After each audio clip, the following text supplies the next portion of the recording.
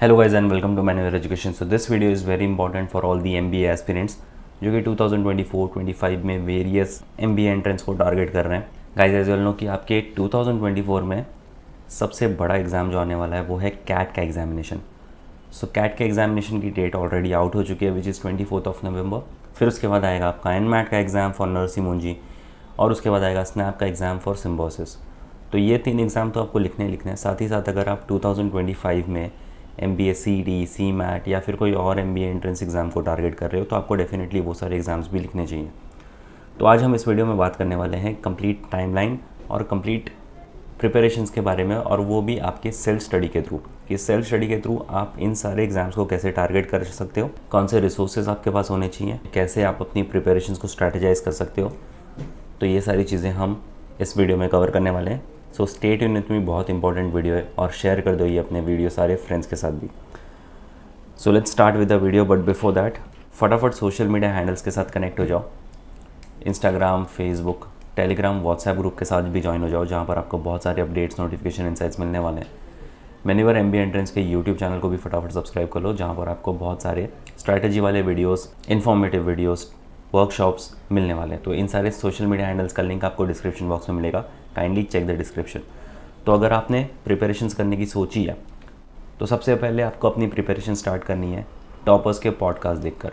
अब ये ऐसे टॉपर्स थे जिन्होंने बहुत सारे एग्ज़ाम्स लिखे हैं, बहुत सारे एग्ज़ाम्स क्रैक किए हैं और आज वो अपने ड्रीम कॉलेज में बैठे हुए हैं। तो आप देख सकते हो कि किसी का AIR रैंक 1 है तो किसी के 99.50 परसेंटाइल है। तो आप भी इन नेक्स्ट पॉडकास्ट में शामिल हो सकते हो, आप भी एक आइडल बन सकते हो अपकमिंग बैचेस के लिए, अपकमिंग स्टूडेंट्स के लिए। वो भी आपको देखकर अपनी प्रिपरेशन स्ट्रैटेजी बिल्डअप कर सकते हैं। और ये ऐसे स्टूडेंट्स थे जिन्होंने बिल्कुल ज़ीरो से स्टार्ट करी थी अपनी प्रिपरेशंस। बहुत सारे हर्डल्स आए थे इन्हें, उनको भी उन्होंने पार किया, मोटिवेशन बनाए रखा। सबसे मेन चीज़ है कि डीमोटिवेशन आना आपके प्रिपरेशन में बहुत कॉमन चीज़ है और उसको आपको टैकल करना ही पड़ेगा। तो मोटिवेशन बनाए रखने के लिए आपको डेली का एक पॉडकास्ट तो देखना ही है, सो दैट कंसिस्टेंसी भी बनी रहे आपकी प्रिपरेशंस में। इन सारे पॉडकास्ट का लिंक आपको डिस्क्रिप्शन बॉक्स, इन सारे पॉडकास्ट को आप देख सकते हो। आपको एक कंप्लीट प्लेलिस्ट मिल जाएगी मैन्युअल एमबीए एंट्रेंस के यूट्यूब चैनल पर, तो आप जाकर पॉडकास्ट देख सकते हो और काफ़ी सारी चीज़ें सीख सकते हो यहाँ से। और उसके बाद अगर हम टाइमलाइन की बात करें तो ये बहुत इंपॉर्टेंट है, इसको अच्छे से समझ लो। अगर आप कैट लिख रहे हो तो ये जो 3 एग्ज़ाम है ये आएंगे आपके 2024 में, और बचे हुए जो 3 एग्ज़ाम हैं ये आएंगे आपके 2025 में। तो अगर आप कैट लिख रहे हो तो कैट की डेट ऑलरेडी आउट हो चुकी है 24 नवंबर। आज से अगर मैं काउंट करूँ 90 डेज़ आपके पास बचे हुए हैं प्रिपरेशंस के लिए। अब इस 90 डेज़ में आपको काफ़ी अच्छा प्रिपेयर करना है। अगर आप इंडिया के टॉप IIMs या फिर टॉप 20 स्कूल्स को टारगेट कर रहे हो, कैट के थ्रू आपको हर एक अच्छे से अच्छा कॉलेज मिलने वाला है। सो इसलिए आपको प्रिपरेशंस उतनी अच्छी करनी पड़ेगी। डिफ़िकल्टी लेवल थोड़ी सी इसकी हायर साइड हो रही है और मेक श्योर करना है आपको 99.99 प्लस परसेंटाइल ही आपको हिट करने हैं। उसके बाद आएगा एनमैट का एग्जामिनेशन फॉर नर्सी मुंजी। एग्ज़ाम डेट 5 नवंबर से लेकर 20 दिसंबर। 3 अटैम्प्ट आप दे सकते हो। अगर आपको NMIMS मुंबई और KJ सुमैया में जाना है तो आपका पहला अटैम्प्ट का स्कोर जो है वो कंसीडर किया जाएगा। तो 74 डेज़ से लेकर 119 डेज़ आपके पास बचे हैं तीनों अटैम्प्ट के लिए। अगेन ये एक अडेप्टिव टाइप का एग्ज़ाम है। डिफ़िकल्टी लेवल इसकी मॉडरेट होगी, बट फिर भी आपको प्रिपरेशन से उतनी करनी पड़ेगी। फिर आएगा आपका स्नैप फॉर सिम्बोसिस। 8 दिसंबर से आपके एग्ज़ाम स्टार्ट होंगे। 3 स्लॉट आप इसके भी लिख सकते हो और सिम्बोसिस जितने भी कैंपसेस हैं उनको टारगेट कर सकते हो। 107 दिन बचे हैं आपके एग्जामिनेशन के लिए। ये तो हो गया आपका 24 ख़त्म। तो 2025 में आपका सबसे पहला एग्ज़ाम आने वाला है MBA CET का।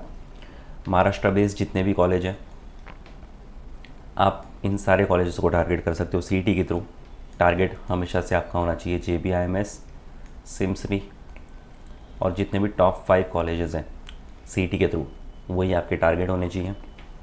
अगेन अगर आपको JBIMS सिम्सरी में जाना है, परसेंटाइल आपका होना चाहिए 99.99 प्लस, तब जाकर आपको यहाँ पर एडमिशन मिलने वाला है। मार्च में आपके एग्ज़ाम होने वाले, सो उसके लिए 190 डेज़ अभी भी आपके पास है। बट ये मत समझना कि आपके पास 190 डेज़ है तो अच्छा खासा टाइम है, ये टाइम कब निकल जाएगा आपको पता भी नहीं चलेगा। सो इसलिए आप जब भी ये वीडियो देख रहे हो उसी वक्त से आपकी प्रिपरेशन स्टार्ट कर दो। फिर आएगा आपका सीमैट का examination in the month of May. ये एक ऐसा एग्ज़ाम था जो सबसे पहले जनवरी में हो जाता था, बट डिले होते होते ये मई तक पहुंच चुका है। सो इसके लिए आपके पास 250 डेज़ हैं। फिर आएगा CUET PG, again conducted by NTA। ये भी होगा आपका मार्च में, second week of March. So 200 days इसके लिए भी लेफ्ट है। सो टाइमलाइन समझो और उसके हिसाब से अपनी प्रिपरेशन को स्ट्रैटेजाइज करो। अब उसके लिए आपको कुछ चीज़ों पर काम करना बहुत ज़रूरी है, जैसे कि आपको एक क्लियर गोल सेट करना पड़ेगा। सबसे पहले तो अपना एक टारगेट स्कोर बनाओ और एम करो कि आप एटलीस्ट 140 से 150 का स्कोर जो है वो अचीव करो, सिक्योर करो, तब जाकर आप कहीं ना कहीं JBIMS को टारगेट कर पाओगे। ये मैं CET की बात कर रहा हूँ। और अगर आप कैट या फिर दूसरे एग्ज़ाम्स लिख रहे हो तो परसेंटाइल को भी वैसे ही टारगेट करो कि आपका 99.99 प्लस परसेंटाइल तो आ ही जाए। उसके बाद सब्जेक्ट गोल्स पर आ जाओ कि define specific performance objectives for each subject based on your strength and areas needing improvement. तो बेसिकली आपको आपके स्ट्रेंथ और वीकनेसेस पर काम करना है। जो भी आपका स्ट्रेंथ है उसको और अच्छा करो, जो भी आपका वीक पॉइंट है उसको स्ट्रांग बनाओ। और एक टाइमलाइन क्रिएट करो जहाँ पर आप डेली, वीकली और मंथली अपनी प्रोग्रेस को ट्रैक करो, अपने स्ट्रेंथ पर काम करो और जो भी अपने वीकर जोन्स है उसको और इम्प्रूव करो। उसके बाद आपको बनाना है एक वीकली स्टडी शेड्यूल जहाँ पर आप टाइम एलोकेट कर सको ईच सब्जेक्ट पर, उसके वेटेज को समझो और अपने कंफर्ट लेवल को भी देखो। ऐसा ना हो कि आप एक अनअचीवेबल टाइमलाइन बना दो प्रोक्रेस्टिनेशन में कि आप 7 से 8 घंटे पढ़ लोगे, जो नहीं पॉसिबल होगा। अगर आप छोटे छोटे टाइम पीरियड में उसको डिवाइड करोगे, जैसे 2 से 3 घंटे पढ़ लिए, फिर बाद में 2 से 3 घंटे पढ़ लिए, तो आपके 7 से 8 घंटे वैसे भी कवर हो जाएंगे। तो वो काफ़ी अच्छा भी रहेगा आपके लिए पढ़ने के लिए। फिर मंडे टू फ्राइडे आप एक शेड्यूल और बनाओ कि जहाँ पर आप अलग अलग सब्जेक्ट के टॉपिक्स पर काम करो और उसको भी आप बाइफरकेट कर सकते हो। जैसे मॉर्निंग 2 to 3 आवर्स आप अपने फंडामेंटल कॉन्सेप्ट्स और थियरीज़ पे काम करो, अपने कॉन्सेप्ट्स क्लियर करो, बिकॉज कॉन्सेप्ट क्लियर करे बिना काम नहीं होने वाला आपका। फिर आफ्टरनून में again 2 to 3 hours problems solve करो और प्रीवियस ईयर क्वेश्चंस को भी गो थ्रू करो। और जो शाम को आपको 1-2 घंटे मिलेंगे इवनिंग में, उसमें आप जितना भी आपने दिन भर में पढ़ा है उसकी रिवीजन कर लो। तो ये होगा सबसे बेस्ट तरीका आपके लिए प्रिपरेशंस करने का। फिर उसके बाद आपको जितने भी स्टडी मटेरियल्स आपके पास हैं उसको इफ़ेक्टिवली यूज़ करना है। अगर आपके पास स्टडी मटेरियल्स नहीं है तो मैं इस वीडियो के आखिर में आपको गाइड भी कर दूंगा कि आपको स्टडी मटेरियल्स कैसे एक्सेस करने हैं। बट अगर आपके पास स्टडी मटेरियल्स हैं तो उसको इफ़ेक्टिवली यूज़ करो, प्रीवियस ईयर क्वेश्चन पेपर्स को सॉल्व करो और मॉक टेस्ट जितना हो सकता है उतना मॉक टेस्ट दो। भले आपने प्रिपरेशन स्टार्ट करी हो ना करी हो, मॉक टेस्ट ज़रूर दो, बिकॉज वो आपके प्रिपरेशन को चैनलाइज स्ट्रैटेजाइज करने के लिए बहुत काम आने वाला है।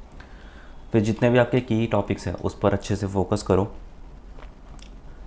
जैसे आपका वर्बल एबिलिटी, रीडिंग कॉम्प्रिहेंशन हो गया, तो वहाँ पर आप comprehension skills, vocabulary, reading speed पर काम करो। अगर मैं CET की बात करूँ तो आपको RC बहुत बड़े बड़े आने वाले हैं, टाइम नहीं होगा आपके पास हर एक RC को सॉल्व करते बैठना, तो स्पीड पर भी काम करो।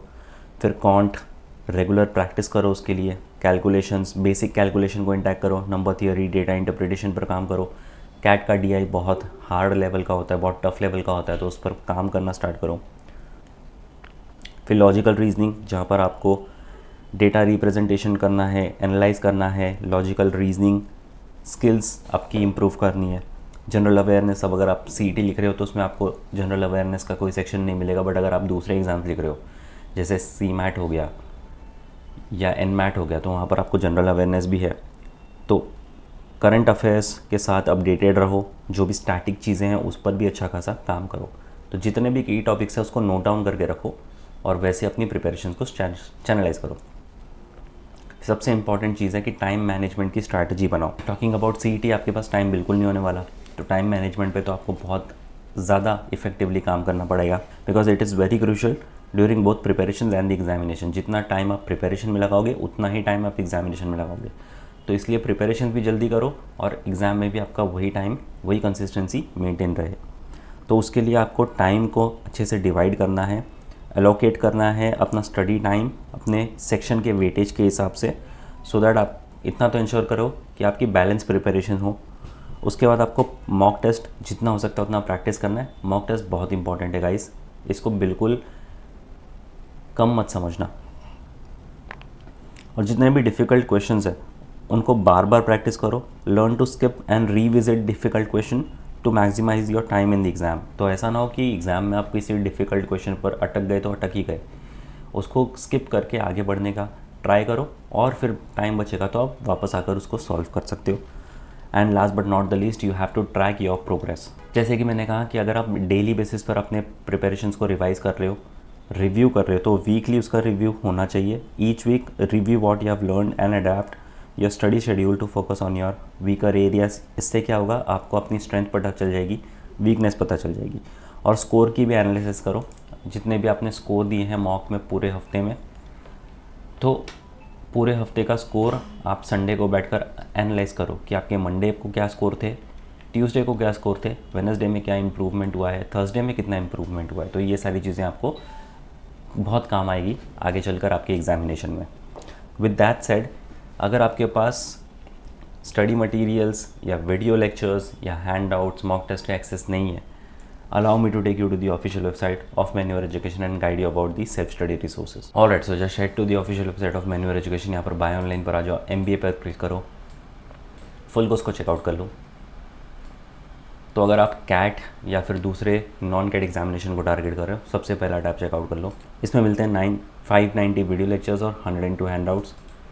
स्पेसिफिकली कैट को टारगेट कर रहे हो, इसको चेकआउट कर लो। मिलेंगे 276 वीडियो लेक्चर्स, 42 हैंडआउट्स और 10 मॉक टेस्ट। अगर आप नॉन कैट एग्जामिनेशन को ही टारगेट कर रहे हो तो यहाँ पर आपको मिलते हैं 577 वीडियो लेक्चर्स, 102 हैंडआउट्स। अगर आप स्पेसिफिकली MBA CET CUET या फिर CMAT को टारगेट कर रहे हो तो आपको यहाँ पर मिलेंगे 565 वीडियो लेक्चर्स, 102 हैंडआउट्स और 20 मॉक टेस्ट। अगर आप सिर्फ MBA CET को टारगेट कर रहे हो तो यहाँ पर मिलते हैं आपको 437 वीडियो लेक्चर्स, 58 हैंडआउट्स और 10 मॉक टेस्ट। CUET को टारगेट कर रहे हो तो मिलेंगे यहाँ पर आपको 422 वीडियो लेक्चर्स, 61 हैंडआउट्स और 20 मॉक टेस्ट। NMAT के लिए यहाँ पर मिलेंगे 371 वीडियो लेक्चर्स, 59 हैंडआउट्स और 10 मॉक टेस्ट। स्नैप के लिए मिलते हैं आपको 488 वीडियो लेक्चर्स, 59 हैंडआउट्स और 10 मॉक टेस्ट। CMAT के लिए मिलेंगे आपको 594 video lectures, 104 handouts, 10 mock test. और वैसे ही आप बाकी सारे प्रोग्राम्स को भी चेकआउट कर सकते हो। If you go back, sectional courses को भी चेकआउट कर लो, जो भी आपके वीक सेक्शंस है, cons, DIDS NDC, English wobble, innovation, entrepreneurship, GK and current affairs, logical reasoning. Go back, books material को भी चेकआउट कर लो। नॉन कैट बुक्स के लिए आपको पहला वाला टैब चेकआउट करना है, मिलेंगे cons, English, reasoning, data interpretation और जनरल स्टडीज़ की बुक्स। MBA CET के लिए मिलेंगे cons, reasoning, English, data interpretation and NMAT के लिए आप यहाँ पर चेकआउट कर सकते हो। तो यहाँ पर अगेन आपको कॉन्स, लॉजिक और इंग्लिश की बुक्स मिल जाएगी। इन सारे सोशल मीडिया हैंडल्स का लिंक आपको डिस्क्रिप्शन बॉक्स में मिलेगा, kindly check the description. And to all the students those who want to start the preparations, अगर आप मुंबई में हो, क्लासरूम कोचिंग देख रहे हो, you can visit our centres Vasai, Thane, Borivali, Dadar and Andheri. और अगर आप पुणे में क्लासरूम कोचिंग देख रहे हो, finally our centre is on at Pune, तो आप इस नंबर पर कॉल करके पुणे सेंटर भी विजिट कर सकते हो। और अगर आप मुंबई महाराष्ट्र से बिलोंग नहीं करते, still want to join us pan India level पर लाइव क्लास ऑनलाइन सेशन के लिए, you can contact our number 8828581455. So yes guys, that's pretty much it for the video. Until then, see you in the next one.